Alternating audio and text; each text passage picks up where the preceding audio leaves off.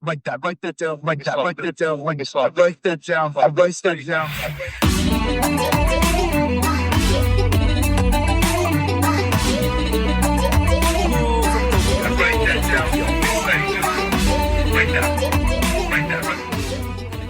Welcome back to Write That Down. I'm one of your hosts, Justin Knipper. I write for WrestlingObserver.com and F4WOnline.com, while my other half is Japan's leading pro wrestling author, historian, journalist, broadcaster, the one and only Mr. Fumi Saito. Welcome back, everybody. Thank you for all the nice words about our Inoki series, parts 1 and 2. We've gotten probably more feedback than any of our shows so far on these two, so I'm happy to hear that. I'm happy that we're really getting into the meat of Inoki's career. Today's part 3. Today's our next installment, all right? We covered, I'm really focused on the years 1974 to 1980, around that time, mid-80s to late 70s, right in the early 80s. That was our stopping point. So after Inoki and Giant Baba's All Japan, they both had established television deals in 1972. The rivalry between the two companies began heating up from here. So we talked about this hot time for pro wrestling in Japan during the mid-70s and the influence of television and print media like magazines, newspapers, Tokyo Sports and such. We talk about how not just important it was during the time to wrestling, but just in society, and how wrestling, pro wrestling, will forever be locked or linked to television in Japan because they sort of debuted at the same time. We also went over Inoki's very inventive and very bloody December 1974 match against international wrestling champion Strong Kobayashi, who just passed away in December. We also went over Inoki's year-long feud with Tiger Jeet Singh, the famous and one of my personal favorites, hour-long bout against Carl Gotch trainee Billy Robinson. Also a series of matches with Andre the Giant and Andre working heel in New Japan, which was new at the time. We talked about Vince McMahon Sr. and his involvement and appearances for New Japan at around this time as well. This subsequently led to New Japan and WWF's 11-year working relationship. Imagine that today. Just to say it is almost a little bit weird, but it's true. This partnership would also lead to Inoki's big international breakout bout against Muhammad Ali. And I think many would call this the world's first MMA fight. And we covered that in detail towards the end of the show. So that's it. Next week, we're going to start with talking about Inoki when he was working with WWF and he won the WWF title, which wasn't recognized by WWE, but he did win it in New Japan, from Bob Backlund. We're going to talk about his series matches with Backlund, his rivalries with Stan Hansen, Hulk Hogan, Rusher Kimura, Bruiser Brody, and lots more. So if you have questions, comments, whatever, hit us up on Twitter, at Fumihiko Daio. I'm at Justin M. Knipper. Let's get into the show. This is a good one. Fight was, March 72, Inoki starts. And October 72, Baba starts. Actually, Inoki starts his New Japan before Baba leaving JWA. That's right. But Baba had Channel 4 deal right from the get-go, and Inoki didn't have television for 1 year. Mm-hmm. Yeah, and when you don't have television, you don't exist, right? Yeah, especially Almost. then. Yeah, so they were doing, a 1973 version of Antonio Inoki against Kobayashi Match in spring and fall. They did that twice. That they didn't even have television. And Channel 12 did the one special that just they broadcasted second Kobayashi Match like your boxing special. You know what I'm saying? It wasn't even the regular television. It's like all of a sudden one night they broadcasted Inoki against Kobayashi title match right out of blue, and that was it. No regular television, but it treated like your boxing world title match kind of thing, and so if you didn't watch it, the entire year of 72, Inoki didn't exist on TV. Therefore, people didn't know that casual people didn't even know that New Japan even existed then. It's just that the JWTV was still on, and Inoki just disappeared, and they did not announce why or how. It just Inoki wasn't on TV anymore during the year of 1972. It was really weird as a kid because I was like 6th grade. Because all of a sudden, oh, Inoki's not on TV anymore. Oh my gosh, right? And then I asked kids in school, it's like, didn't you know? And the other kid, told me, so didn't you know he was fired? Why? It's like kids know a little bit of little pieces, right? They either hear something or they mishear something. I remember, being in school, and Yeah. for my generation, it was always some variation of the Ultimate Warrior is dead story. Oh, okay. You know what I mean? Everyone's like, yeah, he's dead. Yeah, but half the kids believed it, right? Yes. Usually the non-wrestling fans believed it. But because they didn't watch, it was pretty obvious it's the same guy the whole time. Yeah. Oh, it's somebody died and they switched it. What was inside the painting? Yeah. Underneath the paint, and just the other guy took over or something. That's what they. That's what the general rumor growing up. Everyone, that was one of the urban legend for like wrestling. First Ultimate Warrior is actually dead, and the one you were watching is the second one. Oh, that's real good kid story. Yeah, I'm surprised the company didn't take advantage of it. But hey, that's kind of how it was. It was hard to get information on your favorite wrestlers if they weren't on TV. There wasn't an internet, so you really had to go seek it out, didn't you? Yeah, and then some of these kids would read, those Tokyo Sports or Nikkan Sports, those newsstand tabloids, sports papers that comes out every afternoon, and you have to go to subway station or train station to pick it up. But that's aimed for adults, right? But some kids get to read those. I never did, So some of the kids knew better rumors than other kids. It's just so 70s, But that's kind of the beginning of also the news and print culture that's so deeply connected to wrestling in Japan. It's the only real info. Yeah, the info is out unless it's on the TV show or at the show. It's in the press. Yeah, because in 1960s, early 60s, Tokyo sports newspapers were created just to cover wrestling. Really. That was Rikidozan era. But 1963, Rikidozan, the king, passed away untimely. But the wrestling went on. Show must go on thing. And Tokyo Sports and the other tabloid remained, and they all covered wrestling. It had a lot to do with wrestling's survival, And TV didn't, stop. That even after Rikidozan, they always, aired primetime wrestling on Friday night 8 o'clock thing, religiously, and people followed it. And all the way till like mid 60. What was interesting was that they rotated.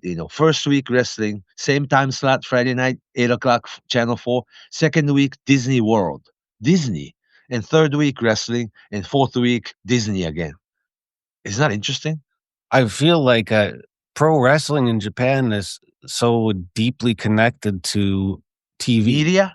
Yeah, of course. Yeah. And it would be strange to pull wrestling off of television because it seems like wrestling has been on television for as long as television has been in Japan. Oh, that's it though. Because Rikidozan made television famous, and television made Rikidozan famous. Television made wrestling, pro wrestling famous, and pro wrestling made television popular. Because people are buying TV sets at your home so you can watch wrestling every week. Well, the first week wrestling, like I said, second week, same time slot, Disney, and third week wrestling again, and fourth week, same time slot, Friday night, 8 o'clock, Disney. So it was like a blue collar audience to white collar audience to blue collar audience to white collar audience. It was so controlled or something. In hindsight. had to reach out to everybody because that was the big difference in television in Japan versus in the States. I mean, because the States are so geographically big, if you lived in New York, of course you knew California existed, but if you didn't see it on TV, you never thought about it. And you never thought about that there could be 2 or 3 or more different kinds of pro wrestling out there because you're just in the States, you're living in your own world because it's just the country is so big. Yeah. And whereas Japan is the size of California, you know? And so, and every that place also is like a national television. Right, yeah, it completely changes the idea of like, in Japan, it's a big enough country to where you can get a signal from the top of the island to the bottom, where in the States, it's just the signals run out and every town had their own, local television. Local station. Yeah, and then local radio stations and So, local yep. newspapers. Yeah, And it was the only way. There you have 50 states, like 50 different countries then. Almost, yeah. Almost. Right. So really, but every single network station in the States, like the CBS, ABC, and NBC. Now it's Fox too, but every major station is out of New York. But the movies come from California, Hollywood. Movies, TV, yeah. Yeah. So West Coast and East Coast always like a big rival, I guess. I guess culture. So, yeah. Pop culture too. Pop culture. But back to this, back to this wrestling thing, that the year of 1973, Antonio Inoki and New Japan Pro Wrestling did not exist on TV. So that 72, okay. Then the beginning of 73, Seiji Sakaguchi and his guys like Kengo Kimura and Ozawa, Masashi Ozawa. Later on, he becomes Killer Khan, right? They join New Japan, leaving JWA, and New Japan roster got so lot bigger, and TV Asahi switched affiliation from JWA to New Japan.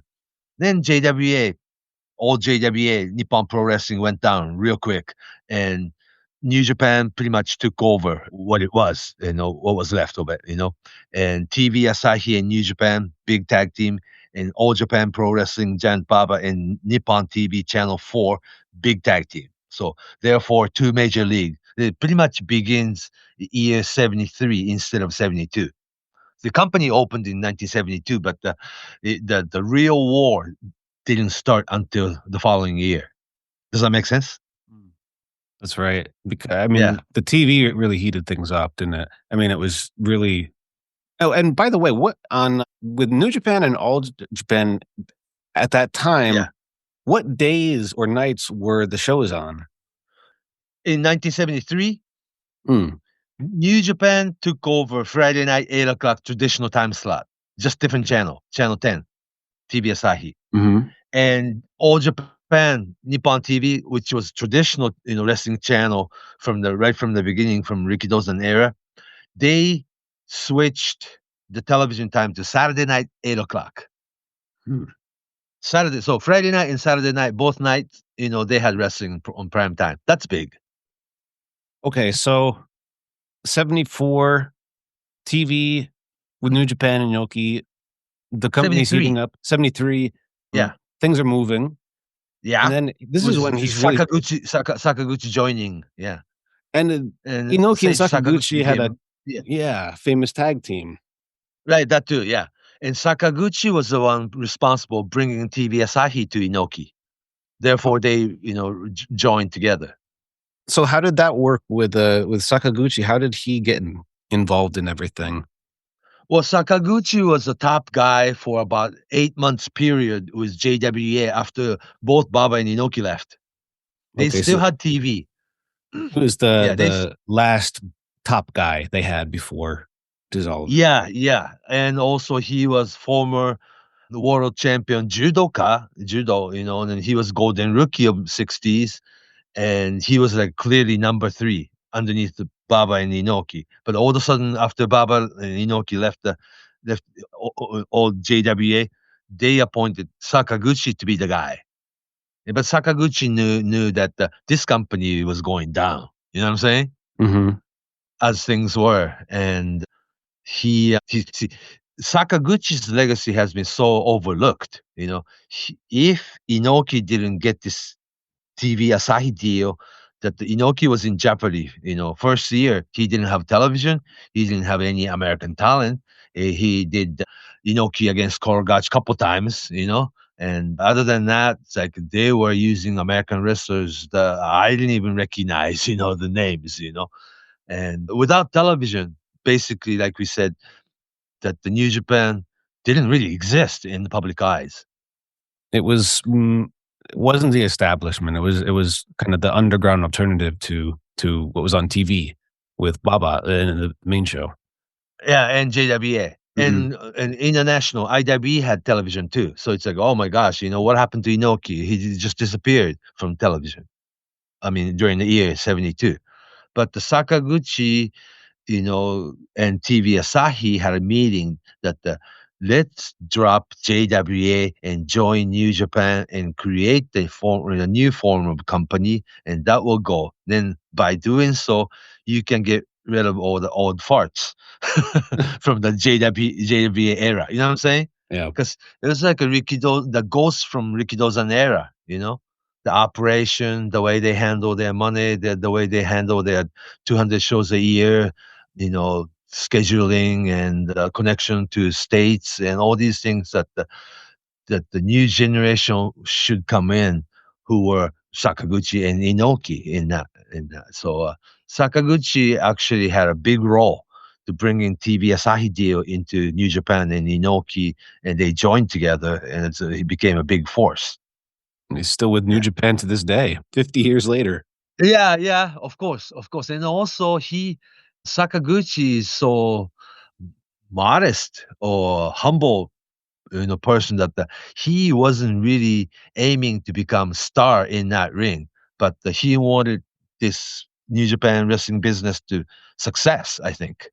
And so he chose to be the lieutenant instead of wrestling star. You know what I'm saying? Mm-hmm. Yeah. So his role has been really huge, although his legacy has been so overlooked.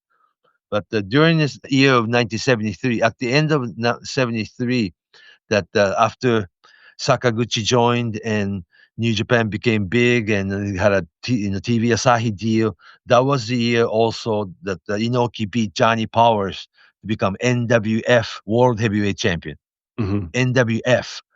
Kind of almost deceiving name because in Japan, NWA, National Wrestling Alliance name has been so big. And there was another wrestling champion from America. His name is Johnny Powers, and Inoki's challenging for the title. Then in 1970s, early 70s mindset, Japanese wrestler challenged some world title from America, he probably wouldn't win. You know what I'm saying? Mm-hmm. But this time, Inoki brought the championship from America, that actually existed in Ohio, right? NWF. He beat Johnny Powers in Japan, and he kept the title in Japan for the next 7 years. And it became, I mean, when I think about or hear the name NWF title, you think about Inoki before Johnny Powers. And the beautiful looking eagle championship belt, huh? Kind of iconic belt. And then also that was a design of championship belt that was famous around that time period. That WWF title, design was like that. That other, like NWA tag team titles and all these Los Angeles titles, for some reason, all the championship belt design was like that. That gold and eagle and certain design, and NWF belt was Inoki's like a really iconic thing, wasn't it? Yeah. I mean, you always see it in the pictures. You always see it in his really famous photos or on album covers or magazine covers. Yeah, more so than, later on IWGP belt. Yeah. Yeah. Because, there wasn't a belt for quite a while. It wasn't with the IWGP championship. It was just a tournament. Yeah. So we'll get to that. Yeah. But the real All Japan, New Japan, Baba Inoki media and television and wrestling war started in the year 1973. And in the beginning of 74, it became really clear that what Inoki does and what Baba does, how to present wrestling became like almost like a two different world. March of 1974, following year, Inoki had this very significant historical title match against late strong Kobayashi. At the time, he was IWA World Champion, and he walked out of company to become free agent and challenging Inoki and Baba, right? And it was, of course, storyline that the it was the deal was made that the Inoki and Kobayashi thing was going to happen, and Baba was going to just ignore it, right? But on newspaper like Tokyo Sports, strong Kobayashi challenged both Inoki and Baba, and Inoki was the one who accepted the challenge, and Baba basically ignored it. Yeah. But it was storyline that we have to remember Inoki and Kobayashi deal was already made, by the time they announced it, And 74 that Inoki against Kobayashi, the one champion against another, and both Japanese superstar, which hasn't been done for 20 years. You know what the 20 years is? Okay. Inoki Kobayashi first encounter was March of 1974. You rewind about 20 years, 1954, it was Rikidozan against Masahiko Kimura, the beginning of wrestling. Whoa. Yeah, so for 20-year period, they never had Japanese superstar against Japanese superstar matchup. In 50s and 60s, all the way till 1974, wrestling meant Japanese babyface against American heels. I mean, the basic format. Does that make any sense? So that's the almost like a template or archetype for Japanese versus Japanese wrestler setting. The first and made look so important. The who is the best or this is the biggest wrestling match in history or something like that. And we all believed it, And yeah, rightfully so. The Inoki against Kobayashi match was really historical, and it was a good match. And Inoki beat Kobayashi with his famous German suplex. And before VHS, decades before the internet, it was still decade before VHS VCR, right? But I clearly remember this whole last 5 minute sequence from this Inoki Kobayashi match. Inoki, the Kobayashi post, Inoki outside the ring, Inoki juices. Kobayashi gets back in the ring first. It gives Inoki, vertical suplex from the apron onto the ring, right? And then Kobayashi gives inverted, backbreaker, like your Jesse Ventura type backbreaker. And Inoki, we thought Kobayashi was going to beat. But Inoki lands and give him reverse suplex. Then both guys get up like really staggered. Then Inoki gives Kobayashi Luther's backdrop, the belly to back suplex. Boom. Almost over, right? And need one more thing. Inoki gives Kobayashi German suplex or sure thing 1, 2, 3. This way decades before VHS tape. Still, I can clearly play the whole sequence in my head to this day. It's Crazy, like it's like a song or something. It's like a, and it's funny yeah, because of course, I watched it over and over and over for the past 20, 30 years. But yeah, go ahead. Oh, I was just going to say, I thought it was interesting. Well, two things that are interesting. One, this was, it was Inoki's big win, 74, but the way he won it was with a German suplex, which is Karl Gotch's move. The guy who, of course, yeah, the guy who, like the only guy to really beat wrestling. Him. Yeah. And another idea that I found kind of interesting, or once you're kind of studying it and paying attention, you notice that Inoki didn't really have just one signature move or one finisher. At the time, probably Octopus. Yeah. But throughout his career, he finished a lot of matches with a lot of different things, a lot of different moves.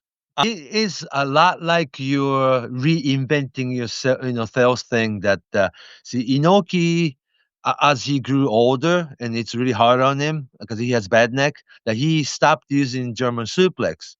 And after Muhammad Ali thing, his kick became more famous. Therefore, he invented enzuigiri to be his finish. Like your switching music. You know what I'm saying? Sure. Yeah. Kind of like Keiji Muto's Shining Wizard instead of Moonsault. See, Muto, everybody knows that he has such a bad knees, right? And he won't be using Moonsault every night. That he needed to use leg sweep into figure four leg lock. Then he invented Shining Wizard as a finish. So as you grow older, your career, going to your senior, period, that you will change your finish, I think. You evolve with the time and with your body. Yeah, yeah. And as he grew older and older, Inoki started using sleeper hold for his finish too. Mhm. Mhm. Yeah, like kind of like easy, physically easy on you, huh? Yeah, but believable and Yeah, but appropriate. he does it so well, like he means it. Well, he meant it, right? Mhm. So yeah, the German suplex was like the sure thing finish when he was in his 30s. Nobody kicked out German suplex like they do now. When you see German suplex and bridges, 1, 2, 3 was a sure thing when I was kid. Very protected move. The backdrop too, which, again, that's associated with, Rikidozan and Luthez. Luthez, yeah. Rick Dawson and Luthez, right, right. And also this strong Kobayashi, Antonio Inoki single match was so important because they, hyped it like 20 years in making. Oh, well, they weren't there, but they were talking about Ricky Dawson against Masahiko Kimura, the beginning of Japanese pro wrest history. So all the pieces of puzzle was important. All right, wow, first time in 20 years, Japanese champion against Japanese champion. Wow, this is so important, right? And yeah, so that was like a very, very historical match. What Giant Baba did that year later on was that he won. He beat Jack Brisco in Japan to become very first Japanese wrestler to become NWA World Champion. That's a big, big, That's big deal. yeah. So that's how John Bava's counter. So it's different philosophy. Yeah. Mhm. Same year, he had a single match against Kintaro Oki, another kind of forgotten but historically very important. That the Baba Inoki and Kintaro Oki were the original Three Musketeer in JWA. Mhm. But at the time, when JWP went down, Kintaro Oki, real name Kim Il, he went back to South Korea and became Rikidozan of that country. He opened professional wrestling business there. He has a very interesting background or life story. Oh, Kintaro Oki himself? Yeah, Mhm. yeah. Because when there was no diplomacy, he got on the boat and came into Japan as a illegal immigrant. And Rikidozan and the politician saved him and gave him visa to become wrestler. Very interesting. So, okay, we finished with Strong Kobayashi. That was a big, big match. But in '74, '75, there were also a lot of other big Inoki matches. Mm, Yeah, yeah. I Of course, I'm not sure what 70. year it Yeah, was, but Tiger Jeet Singh, I think, was Tiger around Jeet this Singh. time. Oh yeah. Became you always needed your regular heel. Mhm. In New Japan, Antonio Inoki against Tiger Jeet Singh all year long. Almost. That's how I remember, almost all year long. Whereas Giant Baba had Abdullah the Butcher in his prime. Same method. Japanese babyface against big American badass heel. So it was like a Baba against Abdullah the Butcher all year long. 74, 75, yeah, 76, all the way to like another 5, 6 years. Yeah, for that matter. I think these matches really start to show Inoki as a brawling, wild kind of wrestler, more so than in the past. I mean, these matches were Right. pretty To be able bloody. to compete with somebody like Tiger Jeet Singh, the complete heel. What was interesting was though, back in Toronto, Canada, Tiger Jeet Singh was babyface. So he Yeah. was the kind of their star baby face, but he, like a When lot he of came other to yeah. wrestlers, would come to Japan and sort of switch their persona, switch their character. Yeah, but Tiger Jeet Singh did this extra carefully that back in 70s, what the news travels so slow, right? Mhm. So people didn't know that Tiger Jeet Singh was a big babyface in Toronto, and Tiger Jeet Singh did not want people to know that at all. So he made sure nobody knows what's happening in Toronto or Detroit for that matter, and his mannerism, the Tiger Jeet Singh, the crazy big rule breaking villain, that it was exactly like what you see in Detroit videotape from like the Sheik era. He worked exactly like the original Sheik. Did you know that? Yeah, I mean, it's pretty obvious if you watch them back to back, of course, too. But I mean, it's a similar style Yeah. where it's a non in-ring style. It's the wrestling brawl. You got to go in the crowd. You got to chase people. You have to throw and knock over chairs and whip your opponent into And the also barricade. foreign object out of your tights at the time. He has all kinds stick or the bottle opener and other things hidden in his trunks or the Mhm. shoes. Or he would Takes wrap foreign object. Yeah, fingers. the finger hands. Yeah, right.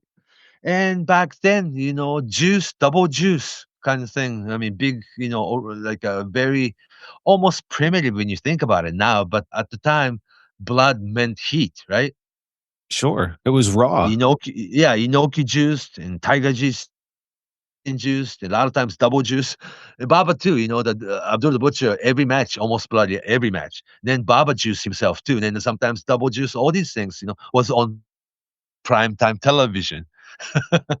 I guess that the TV standard criteria or there was no such thing as rated R or PG or G. Television was television then. And when you think about it, in 8 o'clock on Friday night and Saturday night, people are watching wrestling on television, in your living room, maybe even be having dinner or something, and you're watching something so bloody on television. Yeah. Would That you say that those are the sort of the seeds of deathmatch wrestling? Not just, I mean, it's all over the world. There's a lot of I other think so examples. because a little bit off the subject, but the Mm, young 16-year-old, 17-year-old Onita was sitting in the ringside being a ring boy. that's right. In all Japan. Yeah, I take like your water boy towel, like carrying Giant Baba's costume, right? And washing Baba's back all those years. Onita's, deathmatch plant and seed was planted. He watched Terry Funk and he wanted to be like Terry Funk. He watched, Onita's watching Abdul the Butcher and the Sheik. He wanted to be like that. And he became that, 20 years later.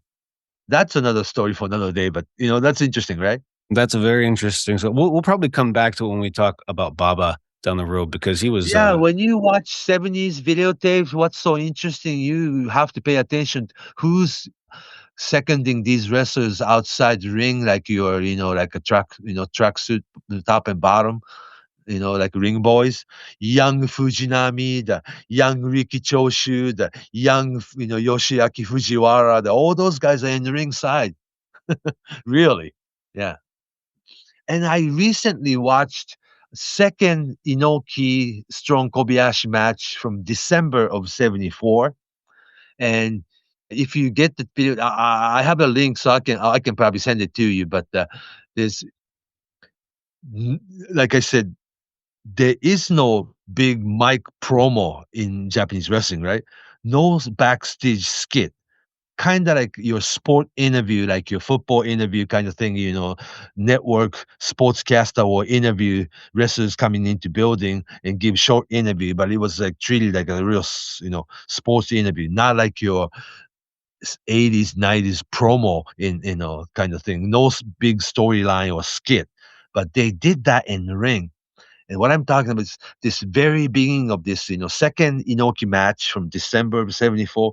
What they did was brilliant. I mean, like, I I I watched it very recently after Strong Kobayashi, passed in December 30th of last year, and I went back and watched this Inoki, Kobayashi second match. The first match from March 74 was really, really famous, but the second match is just as good and so overlooked. Anyhow, very beginning of the match, Inoki gives two drop kicks, okay, to Kobayashi. Two drop kicks. Then body slam, boom. Then cover. 1, 2, 3. Referee count 3, right? Whoa, Inoki beat him in 20 seconds. Great. But Kobayashi's foot hook was on the rope. Referee misses it, but this, they rang the bell and then the match was over, and people start throwing things into the ring like bottles of garbage or what you were eating or rice ball, everything they threw into the ring, and then all these people came in. It was a misjudge. Referee made mistake. Such a simple storyline, right? But it was at the time. It was so much heat, and Kobayashi got up and got so mad, and the three referees, the executive, all came into the ring, and they had a real quick discussion. They were, they restart the match. Then people popped. Kind of something simple, but you just have to watch it, because it's so believable. It was. So believable. I've seen the match. I'm familiar with it, and it's Sequence? amazing to see how people react. I guess it's not the same, but you could compare it to when Brock Lesnar beat The Undertaker at WrestleMania. It was very unexpected finish. Right. Situation. Of course, what happened were different, and Inoki Now and that they Kobayashi do would it, have yeah. a longer match afterwards. Like that wasn't the complete finish. So Yeah, but if you believed it, the match was over in 20 seconds. Inoki beat Kobayashi 1, 2, 3. But clearly, from what you were watching from the television screen, Kobayashi's foot was on the rope, but referee didn't see it. And then big heat on referee, right? It's all classic. I mean, a very basic formula to put heat on somebody. But at the time, that looks so believable. it hadn't been done before. You have to you just go out of your way and watch this one. Right. Oh, now that they do referee bumps and do things behind referee's back, or just like your Royal Rumble just a few days ago, that when referee knocked out from F5, that Roman Reigns coming in and give Brock Lesnar his spear, and then Bobby Lashley covers and 1, 2, 3 and beat him and win the title, and much heat on who, right? And then Paul Heyman turning on Brock Lesnar and then walk out with Roman Reigns. They do that so much that you get so used to it, But in mid-70s, they did that so seldom that worked so much better. Does that make sense? It's. I mean, we were talking about TV earlier. There's in today's wrestling. There's so many different. There's so much pressure to keep doing interesting things, putting out content, putting out TV shows. Yeah. So New Japan, for example, just like like a lot of American fans talk about today's New Japan product, right? They do so many angles and the referee bumps and that the bad guy, heel manager run in and do bad things and the put heat on referee and the referee's not watching, and they, a lot of the New Japan world, today's New Japan audience are kind of like beginners. Therefore, they just, the product is catered to more of a beginner type audience, but they do so many American style angles that it's not really working anymore or something, right? I know that in the English speaking sphere, I don't know anybody who. Most people are really not into it. If you look at social media, they're almost like violent against House of Torture and Dick Togo and right. Because, well, for one thing, that the podcasters and whatnot, internet wrestling journalists, today's wrestling journalists are so. I mean, numbers are not big, but they're so vocal about it, right? Yeah. And then they also expect Japanese wrestling companies do more Japanese-oriented finishes, just straight finish, compete, and a good match and clean finish. And I admit that the Japanese wrestling is leaning towards more and more to American type finishes, huh? Yeah, but New Japan is. But on the one hand, it's hard to. Because it's in a different language, it's hard to express when a crowd in Japan is enjoying a product or is enjoying a wrestler or a different match. Reaction and different facial expression and different reaction overall. And also different generations of wrestling fans, like 70s wrestling fan in Japan, 80s wrestling fans in Japan, 90s wrestling fans in Japan, 21st century wrestling fans in Japan, kind of different too. Yeah. Now, correct me if I'm wrong, but my impression is that while right now people are not a fan of Evil in his matches because of the same ref bump pattern. Interference, over and over. But in Japan in general, to me, it seems like he's pretty popular New Japan wrestler. He's he really is popular with the fans there. Yeah, and also today's wrestling fan understand wrestling as it is. That's how it is. Okay. That's I think 90s wrestling fans and year 2000 wrestling fan, which is already 20 years ago, that they went home and thought about it for a little longer. You know what I mean? Mm-hmm. Why did they do what they did? Right? And this generation can watch again and go back to it again and again. Yeah, and then also don't even think about it, and then because in 90s into 2000, after group of wrestling fans in Japan went to watch some big shows, they would go to bars or restaurant or something with those friends and talk about what you just saw all night long. You know what I'm saying? It was a different time for sure. Yeah, whereas today's wrestling fans, just as soon as you leave the building, that was over. There's And something else pandemic, on. I guess so. Yeah. And or you will probably find quick answer on the internet. Somebody will give you the answer why they did what they did. There shouldn't be an answer. Wrestling give you just hints in the results but we wrestling fans have kind of a freedom to understand and interpret what happened and how you feel about it. Not like you can find quick answer on the internet the next second you Google, or something. It's all different, almost like a different human being. Yeah. We're in the processing stage. We're right in the middle. I don't know where it's going, but it's different from where Inoki's time period and Baba's time period, what was going on there. Things move a bit slower, but people remember it clearly that before VCR, you just have to memorize a lot of things and really sit down and think about what you think of it, or what you get out of it. And in Japan, of course, reading about it in the papers and in the magazines. Right, that too. Reflecting on it. Reflecting on it, I think, is the idea of the word. But and this is okay. So back to 74, 75. 74. So Inoki and Kobayashi single match was so important. The same year in December, when Inoki was doing the second round of Inoki Kobayashi match after he returned from WWE.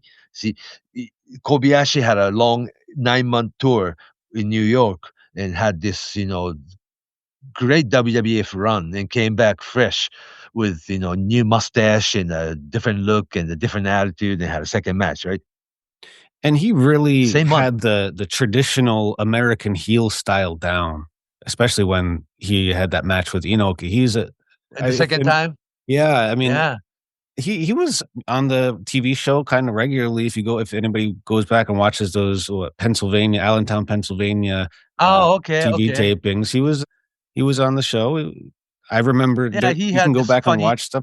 He was tights too, like traditional Japanese tights with barefoot. That's right. Barefooted. Yeah. So like he Mr. had Fuji. Right. Exact same costume. So Vince McMahon Sr., wanted that kind of look. But back in 1970, he had a long AWA run too. Was speaking of McMahon, was Vince McMahon Sr. at that Inoki and Kobayashi match? Not that match, but he came in a month later. It was May of 1974. All of a sudden, Vince McMahon Sr., Vincent James McMahon, the senior, came to New Japan and congratulated Inoki for winning World League and announced that the partnership, New Japan Pro Wrestling and WWF at the time. Yeah. was interesting to us because Inoki finally signed a deal partnership with American establishment. If Baba goes with NWA and AWA, that Inoki had signed a deal with WWF. That was a big move. Yes, right. That was the same year, 74.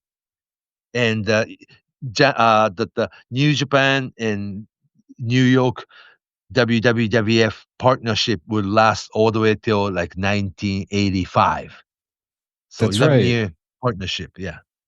It's pretty amazing to think about it. The fact that both companies are still active and that they actually had a history, 10 plus year history.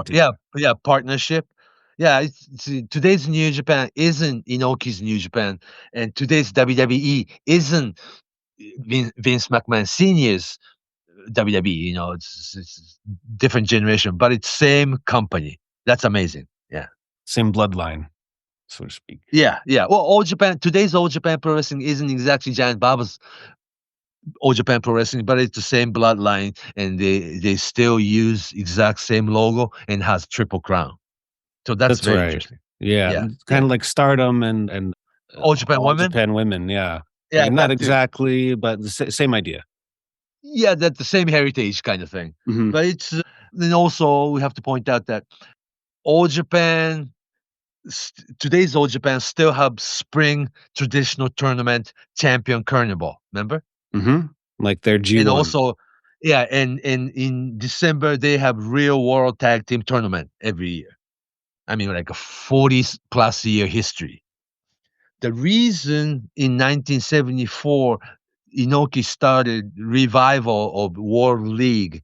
The World League was actually Ricky Dawson's famous tournament during, late 50s into early 60s, that every spring you bring in like 10 American superstar champions to do this spring traditional tournament thing. It was called World League Championship Tournament. And Inoki revived that World League tournament in 74, and he invited Vince McMahon Sr. And final, Inoki beat Killer Crap, the Nazi character, okay? Mm-hmm. Killer Crap to be the first winner of this revived World League tournament, because had already started first annual Champion Carnival in spring. So always like what Baba did, Inoki had to do it, and what Inoki did, Baba had to do it. Just always going back and forth with no communication. But you can tell what Inoki did. Baba had to encounter like a counter with something bigger, and Inoki does something again, and Baba has to do something again, and it was like this for the next 20 years. I mean, but not just him, but the companies and also the network television that was with them. Yeah. See, when Baba has Abdullah the Butcher so big as heel, Inoki had to make, the Tiger Jeet Singh so big that they, the NWF title went back and forth. Tiger Jeet Singh beat Inoki for the title, and then Inoki beat Tiger Jeet Singh again, and for the NWF title. And Baba did the same with PWF title, Pacific Wrestling Federation. Now another F Federation title. See, Inoki's NWF title and Baba's PWF title was really confusing for kids like me. Yeah, especially if the companies didn't actually exist, like PWF. I was a Lord James Players from Hawaii, so we believed there was a big office in Hawaii. Because he always came in from Hawaii and read the commissioner's, like title match statement. Recognize this match as official Pacific Wrestling Federation title match that recognized by Pacific Wrestling Federation and sanctioned by NWA, National Wrestling Alliance. We all believed it. Yeah. Yeah, it was a nice, sophisticated touch. Even, you know what, Dory Funk Jr. still he does that to this day. Yeah, he did it last year. Of PWF. Yeah. Yeah. Oh, if he wasn't pandemic, yes, Mr. Dory Funk would still be here and reading that statement. And speaking some Japanese. Oh, he does. Yes. Yeah. Yeah. Very interesting. And also, Dory Funk is such a big name that after he dropped NWA World Heavyweight title to Harley Race for the final time, That's when Dory Funk started coming to Japan like every month. Yeah. So first with JWA and then with Switched Japan? affiliate, and also it was publicized that Dory Funk and Terry Funk, and at the time, yeah, right. By then, Dory Senior passed away, but it was Dory and Terry Funk that who book all these American top talent to all Japan. So it's a babyface as it is. Yeah. We should also whereas Inoki didn't have really American partners or didn't publicize it. Yeah, he had them later, not Yeah. until the WWF relationship. But what I wanted to mention, I think around this time too, is when Inoki also wrestled Andre the Giant. Yeah, starting 74. It was, I think, the part of the Vince McMahon Sr. deal. Vince McMahon already had exclusive contract with Andre the Giant. Okay. Well, Vince Sr. made him Andre, that gave him Andre the Giant name. Until then, he was Monster Rushmouth, right? Mm-hmm. And in Montreal, he was what? John Ferret? Yeah. John Ferret, yeah. Yeah. But Vince Senior gave Andre the Giant name and signed the contract that year, either 73 or 74. And he knew that Andre should not stay in one place too long, right? He's under Vince Senior's contract, but Vince Senior chose to send Andre to all over the territories. Who appear in Dallas, appear in Florida. He would wrestle in Tennessee, maybe not Tennessee, but he would wrestle in Hawaii. He would wrestle in California. He would come into all these different territories all through the year. And every time Andre make an appearance, that would become their extravaganza supercard in where you live. And usually super heavyweight battle royal, and Andre wins and leaves. And in the meantime, Andre will be touring with New Japan maybe 4, 5, 6 times a year. That's where he kept him, basically. And Inoki was the only and the first, I think, promoter to use Andre as a heel. And can you imagine Andre the Giant in his prime working heel, walking into Japanese audience crowd like a big monster? We had to run for life.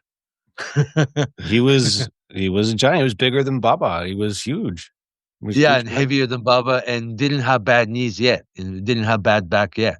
And he really worked. Like he had this, big splash, like a frog splash off second rope. Andre doing it, and Inoki, Andre both in his prime, throwing the suplex each other, and Inoki doing the short arm scissors like a key lock. Mm-hmm. Inoki picked him up on his shoulder and walk around, and they did a lot of spectacular things. Of course, Inoki body slammed him, and there was to this day people still discuss how many wrestlers have body slammed Andre the Giant, right? It was a big deal, such a big deal. Of course, Hulk Hogan did that, and all the way to later on, Ultimate Warrior, beat Andre the Giant in like a couple minutes every night. But that was real sad state. But in his prime, not too many wrestlers body slammed Andre the Giant, right? That was like almost like an urban legend. Right. It was the basis of a lot the early WrestleManias. It was the big storyline. Oh yeah, the WrestleMania 3 finally, when he turned heel on Hulk Hogan, but his more, curly afro-like hair, big Andre going to different places. Went to Mexico and Connect body slammed him. Went to Australia, somebody body slammed him. Andre went to Germany and guy Roland Bach body slammed him, or all the way to maybe somebody like Giant Kamala. When I spoke his masked superstar, Bill Eadie, he said he body slammed him in North Carolina too. And Harley Race, of course, but only about 7, 8 wrestlers who body slammed Andre the Giant. Young, strong Kobayashi body slammed on Monster Rushmouth like in early 70s. But body slamming Andre the Giant was such a big deal, right? Ricky Choshu too. Oh, in 90s, yes. In 80s, yes. And Strong Kobayashi and Giant Rusumov, that was in IWE, right? That was with the international wrestling. Tournament final. Monster Rushmov against Strong Kobayashi was a tournament final before Kobayashi walked out of the company and joined Inoki. But that was the same year. And Andre the Giant, of his first New Japan tour, he made comment that Kobayashi and I had a match. Kobayashi was very strong. He will beat Inoki. So it's like, whoa, as a kid, you believed it, right? Some people think Kobayashi is going to beat Inoki there. Oh, wow, right? Storyline so simple sometimes, then. Simple times. Yeah, but it made a lot more sense, it seems. Yeah. But those were the 74, 75. It was a very interesting year, Oh, and 75, yeah. 75 was Yeah. also the Bill Robinson match. Right. Billy Robinson against Antonio Inoki, who is the best in the world type match. Mm-hmm. Yeah. 60-minute.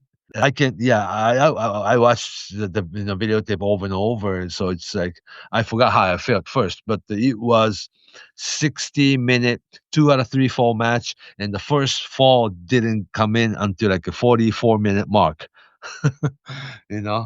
It was, I guess you could call it a really high level, high technique type of match for the time. Or the catchers catch can, and they have somebody in common that the young 14-year-old Billy Robinson trained with Carl Gotch in Wigan, England, that the Snake Pit Gym when he was 14, 15. And also Inoki, of course, famous Carl Gotch people, right? So there were this strong catchers catch can, Lancashire wrestling.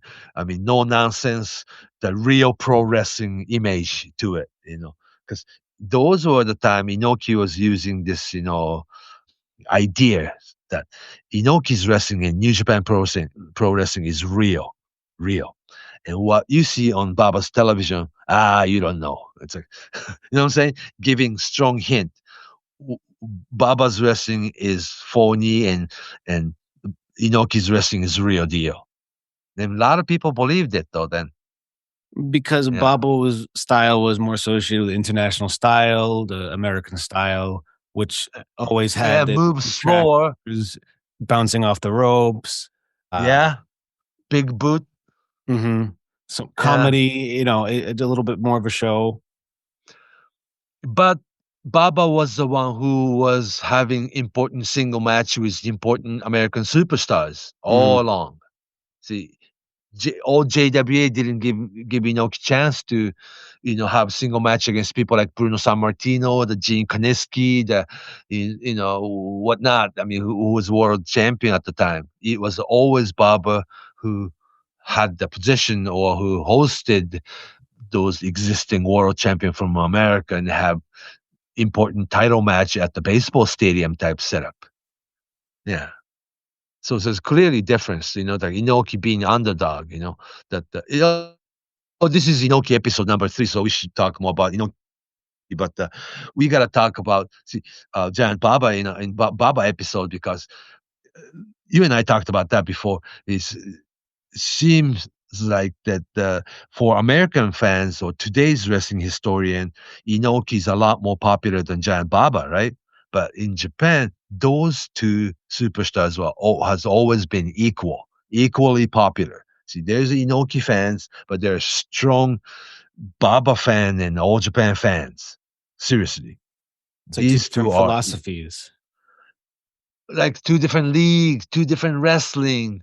And I was kid wrestling fan, like reading wrestling magazine, every page back to back number of times, because there aren't too many of them that you have to reread again and read everything and watch everything and want to know everything about it. But I always wish that Baba's American talent, who are all coming to All Japan, they would come to New Japan and have match against Inoki. That didn't really happen. See, you have the Funks, the Hardy Race, the Mel Maskers, or whomever was the American superstars you read on magazine. They all come to All Japan, Whereas Inoki had, bloody match against Tiger Jeet Singh all year long, Then Inoki against Japanese superstar like Kintaro Oki, or during the World League tournament in spring tournament in New Japan, you have Inoki against Inoki against Sakaguchi, Inoki against Kobayashi again, Inoki against Kintaro Oki, Inoki against all these Japanese roster. So it was more of like a who's better and make a better man win kind of situation. Whereas 1975, December of 1975, Baba had this one-time tournament called Open Championship Tournament. He brought in, Dory Funk, Hardy Race, of course, Abdullah the Butcher, but you had the Dick Murdoch, Dusty Rhodes as Texas Outlaws, the younger version of Dusty Rhodes and Dick Murdoch, Ken Mantell, NWF Junior Heavyweight World Champion at the time, Hiro Matsuda, the former world champion Pat O'Connor, the Mr. Wrestling Tim Woods, the Don Leo Jonathan, all those big, huge names came in all together and had the mini tournament in December, while Inoki was having one-man single match, Inoki against Billy Robinson, the same month. That was very interesting. In fact, it was the same night. One building, Sumo Palace, had Inoki against Billy Robinson, and drive about 5 miles at the Nippon Budokan. Baba had that Rikido-san Memorial Open Tournament, big huge match, same night, about 5 miles apart. So what were the crowds like? Would the crowd split both or 10,000? Yeah, both drew 10,000 people. Would you say the makeup of the crowd would be just general pro wrestling fans, or were there people that were, pure New Japan fans or loyal All Japan fans only? Oh, it's really hard to say. Yeah, it's really hard to say. It was always like TV Asahi, show against Nippon TV show almost. But Baba had more establishment feeling because Ricky Dawson's, family, attended the Budokan shows. IWE sent their wrestlers like Rasha Kimura, Mairi Inoue, the great Kusatsu. They participated in an open tournament. And international feeling, Dick Bayer, the Destroyer, was in Japanese side. And they used the traditional Rikidozan trophy. They brought in like antique trophy to the building. And Inoki, Billy Robinson was like a one-match show. But same night, though. Yeah. So that was very interesting. Yeah. December of 1975. Yeah. And from there, I think it was around this time too. It was Inoki's first match with Ruska, the judoka from Europe. February of 1976. Yeah. Also, not soon, pretty soon after. February of 1976 and June of 1976, historical Inoki against Muhammad Ali happened. Oh, yeah, that's big. Should we talk about that now, or should we save that for the beginning of the next? Well, no, we can talk about Muhammad Ali. Yeah, because it actually now that the like I just said 5 minutes ago, most today's wrestling journalism or the historian feel that Inoki and Baba has always been equal, right? I don't think it was equal until 1976. Baba was bigger star until 1976, until Inoki had a historical mixed martial arts, also the beginning of MMA, right? Now that hindsight, that Inoki and Muhammad Ali made Inoki world famous because he was broadcasted in all over the States. Not before the pay-per-view, but it was closed circuit beaming television or whatever they were calling it. They beamed the live feed into America was using satellite, and they broadcasted the Inoki Ali match at all the movie theaters in all over states. The only time they used satellite for sport was like Olympic, right? And the Inoki Ali match kind of changed the course of business, and not just the Vince McMahon Sr. affiliate, but you had the Florida NWA, the Texas NWA, the Los Angeles Mike LaBelle NWA affiliate, even AWA territories in Minnesota and Midwest. They all carried this Inoki Muhammad Ali that closed circuit, feed to make a business. They ran wrestling card in conjunction to that. The same night at the Chicago International Amphitheater, AWA Vern Gagne had the big show. That Vern Gagne against Nick Bockwinkel, and Dick the Bruiser Crusher against Blackjacks or somebody like that. And they had this. They lined up big show conjunction with Muhammad Ali Inoki match. So it happened all over the states that day. But people didn't understand that the content of how important the content was. That they thought it was really boring, right? Because Inoki laid there and kicked Muhammad Ali's legs the entire time. But there was Muhammad Ali's people who didn't want him to wrestle because they went. It was not work. It was complete shoot match. The beginning of MMA in hindsight. That Ali's people came to Japan. He didn't come in all by himself. Of course, boxing. When you have world title boxing match, you have 20, your guys, right? Entourage. The whole team of Muhammad Ali came to Japan, and they thought it was going to be just what you think of professional wrestling. When are we gonna rehearse? And Inoki's people said, "There's no rehearsal, right?" Mhm. And yeah, and they said, "No, then we're going home." No, no, no, no, don't go home. And they had the rule meetings every night. Don't let Inoki wrestle. Do not, let Inoki use those dangerous martial arts, kick and chops, and the no headbutts, no wrestling hold, no wrestling on the mat allowed. And it's just like, or we go home. And then it just Inoki's people and TV Asahi just had to make the match happen, right? So much money and network time and budget went in, and it wasn't going to happen even after Ali's people came in. But somehow the match took place, and they went in without rehearsal, and Inoki did what he had to do, or what he could.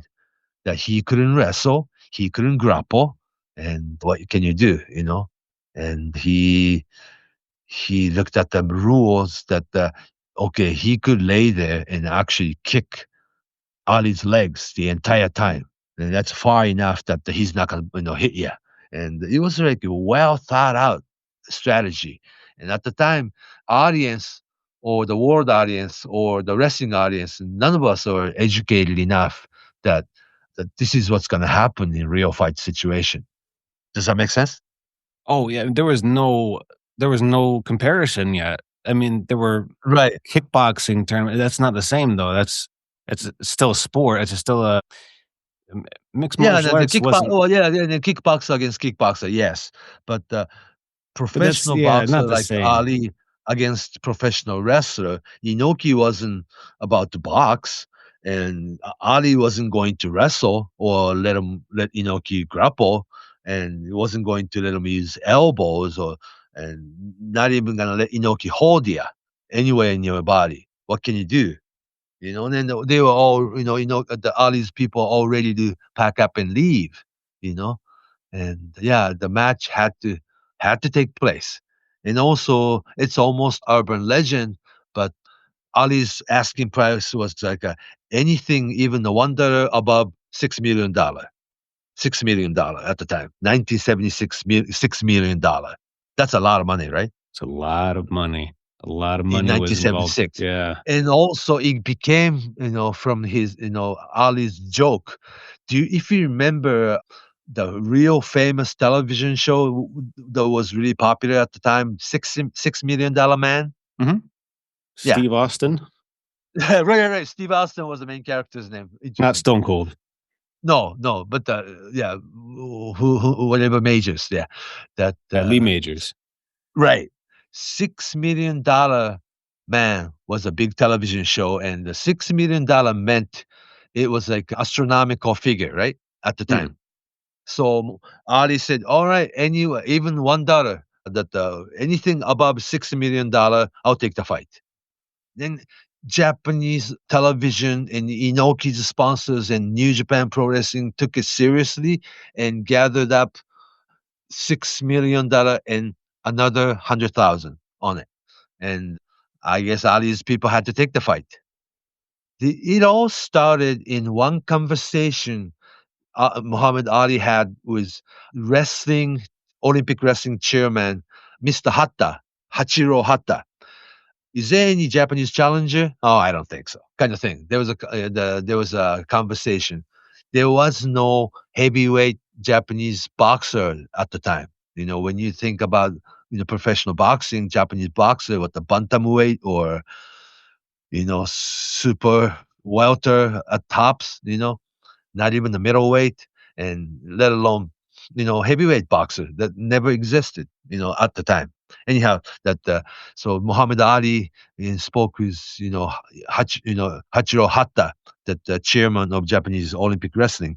So we never have Japanese challengers, ha ha ha, right? And that became the print. One of the newspaper that reported that Muhammad Ali is seeking out Japanese challenger heavyweight. Then Inoki took it. It's hey, this is money. And then Inoki, sent his, feeler to Ali's people, and this, negotiation, the closed door negotiation started, and this wasn't going to happen. Ali's people thought that the wrestling was all phony, right? Of course. And right, we can do, the professional wrestler against, Muhammad Ali match for charity. Great, right?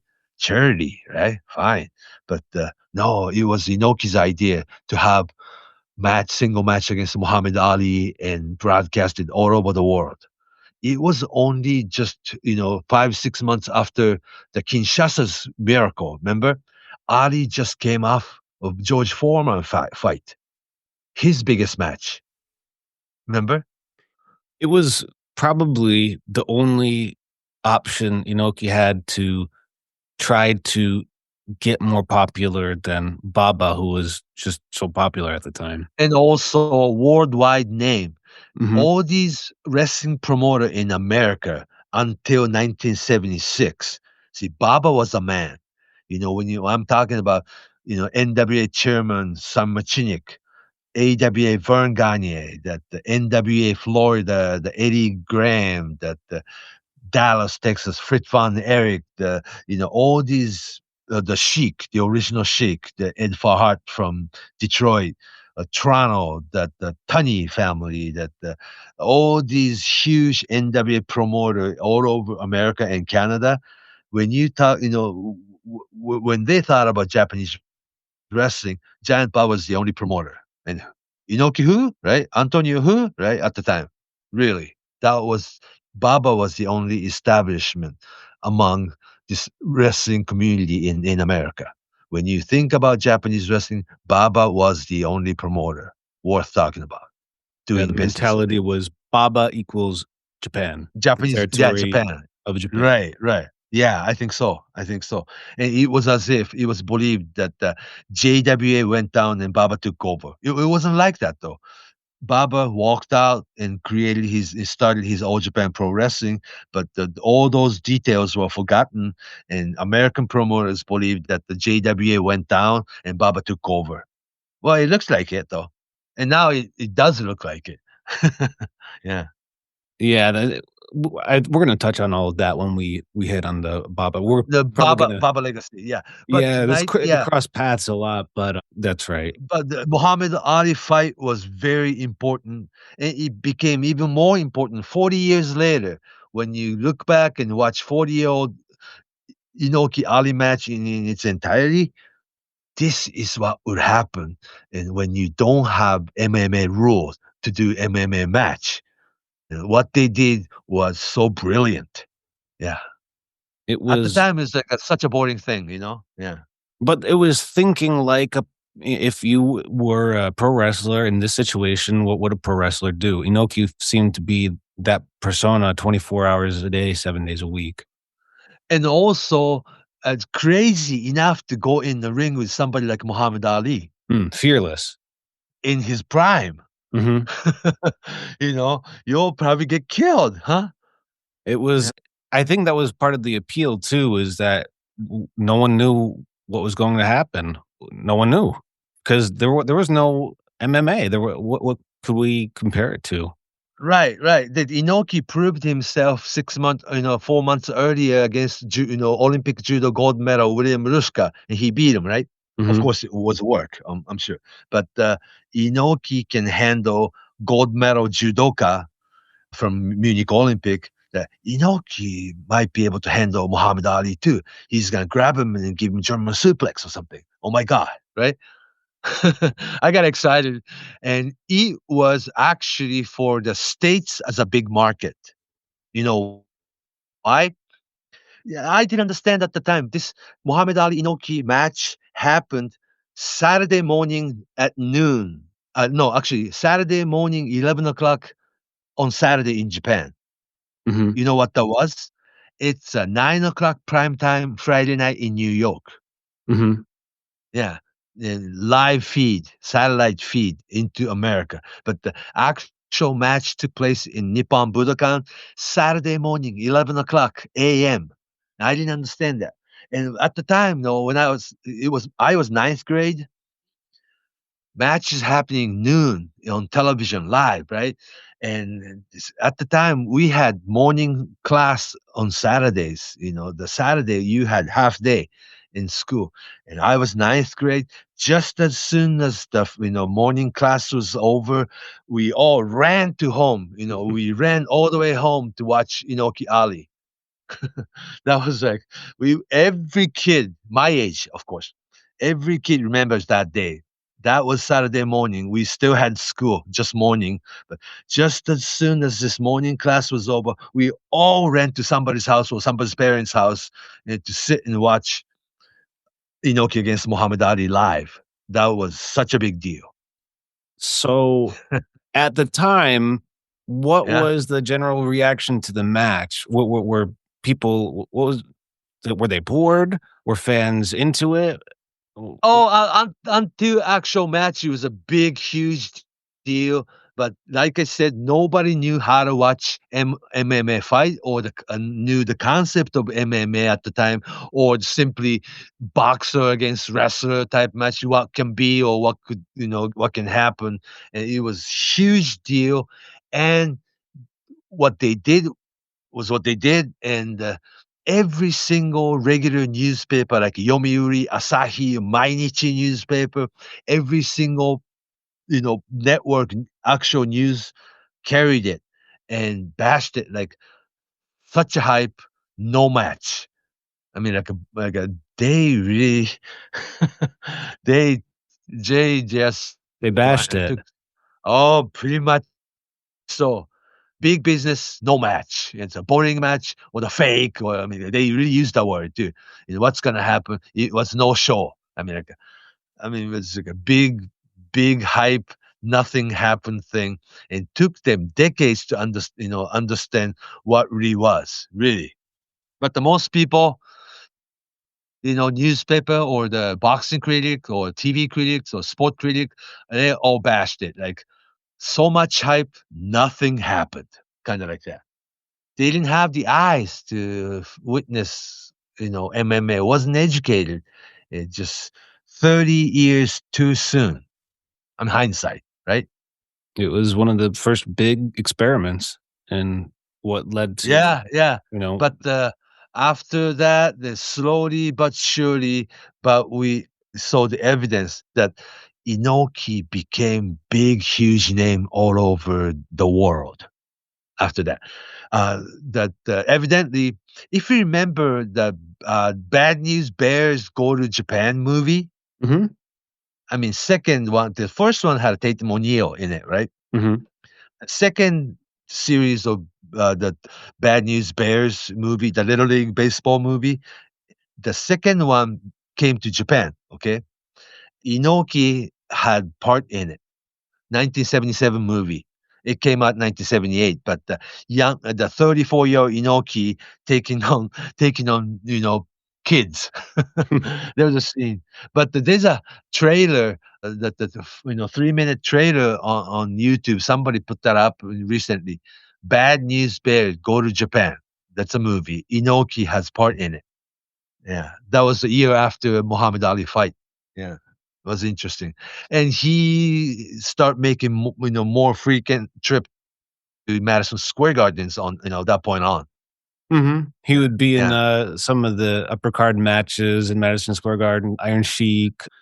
Yeah, the first one was a Frank Monty or something like that, Mhm. and yeah, Inoki Buddy, against so and so. Buddy Rose, I think it was a Larry Sharp. Larry Very Sharp. similar. Yeah, and also he made a lot of appearances at the Olympic Auditorium in LA. Mhm. Yeah. So yeah, Madison Square Garden, like a couple times a year, Inoki start making appearance. Yeah, and Inoki's guys. In '78, young Fujinami wins his first WWF Junior heavyweight title, beating Jose Estrada. Yeah, that was the beginning of Bob Backlund era. Yeah. Oh, and we'll have to talk about him Yeah, in very symbolic detail. though, symbolic, yeah. Yeah, because Bob Backlund, who was champion in 1979, 1978. Yeah, and then came to Japan, Inoki actually beat Bob Backlund in Tokushima to become very first Japanese wrestler to win the WWF title, right? Mhm. Yeah, and if it was Baba beating Hardy Race or somebody at the end of the tour, Hardy Race will beat Baba again to win the title back and go home, huh? Mm. For Inoki's case, he didn't get beat. And that's another story for another day. It's gonna take a couple 20 minutes. Not just a couple minutes, but yeah, it takes a little while. But How about we'll start our next episode talking about Inoki and basically, Backlund, yeah. Bob Backlund didn't beat Inoki to get the title back, but he had to go home. Yeah. That was another urban legend among pro wrestling fans over here because it was never announced. It was always a rumor. It was printed in some magazines. That's in the videotape. Yeah, that the Inoki beat Backlund for WWA title and then clearly won the belt in his waist. And Inoki basically didn't return the title, and he never lost. So the storyline had to be made. The very next Madison Square Garden, at the Madison Square Garden, it was announced Bob Backlund against Bobby Duncombe was Texas Death Match. Therefore, no title was at stake, right? Mhm. And in Japan, it was announced that the WWF title became vacant, right? That the title was up for grab, and Bob Backlund against Bobby Duncombe will be that match to determine the now vacant WWF title. In the meantime, Inoki was in the building, but he had to defend his WWF Martial Arts title against Iron Sheik. Therefore, no Bob Backlund against Antonio Inoki in New York City. That's right. It was called the this martial arts title, International Martial Arts Title. Martial Arts title recognized by WWF, and he's defending that title at Madison Square Garden that night against Iron Sheik. Therefore, no Bob Backlund Inoki match. That was like a very, very like a tight, real tight storyline. Yeah, and they made sure that they had the video footage that Bob Backlund going into the ring without the belt. Of course, it was Texas Death Match, so he wouldn't be wearing the heavyweight title. And Hisashi Shinma, Inoki's manager, and also WWF figurehead president at the time, holding very new WWF title belt in that ring, as if it was vacant. Oh, it was very tight. That all the news, the Tokyo Sports Gang magazine, the baseball magazine, pro wrestling magazine, all sort of cooperate. And basically, Inoki didn't return the belt, and for next decade or so, that Vince McMahon, today's Vince McMahon, Vincent Kennedy McMahon felt that the Inoki double crossed his father. Very dramatic telling of the story. But it's what happened. Yeah. All right. Well, let's cover that next time. Okay, next time we'll get into Backlund. We'll get into the WWF relationship, which was becoming a big part of it. Inoki, New And Japan, and how Hogan was big star in Japan before he became big, huge superstar in America. And Mr. Inoki had a big part in that. We got to talk about Stan Hansen too. Inaugural IWGP tournament. The final was Inoki against Hulk Hogan. Yeah, and Stan Hansen, way he stood. Yeah. So we'll start in the early '80s and we'll come back. I don't know.